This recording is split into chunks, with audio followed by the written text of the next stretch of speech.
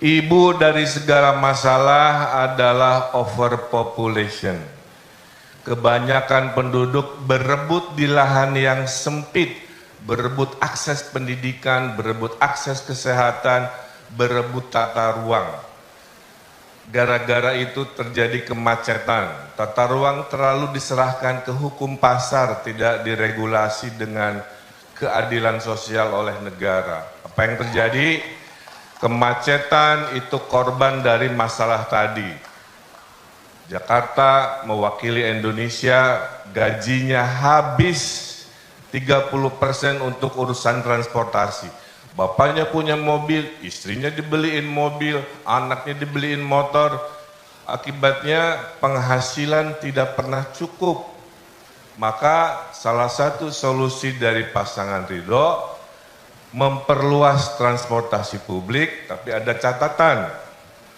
Transportasi di Jakarta hari ini kapasitasnya 30%, tapi yang pakai baru 10%. Artinya bukan soal memperluas transportasi saja, tapi mengedukasi warganya agar mau bergeser ke sana.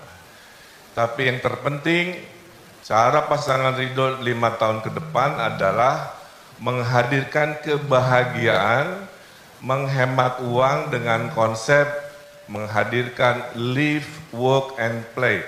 Tinggalnya di situ, kerjanya kalau bisa tidak jauh dari rumah, nge-mall rekreasinya juga di situ. Jadi Corbusier tinggalnya di Bintaro, kerjanya di Bintaro, nge-mallnya di Bintaro Action.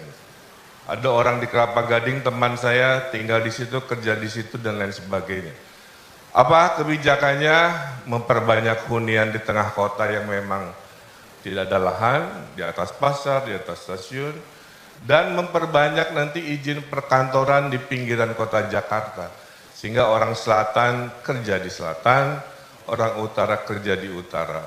Itu akan menghemat uang karena untuk sejahtera calon tong tidak harus selalu menaikkan pendapatan, tapi bisa dengan menurunkan, mengurangi pengeluaran. Terima kasih.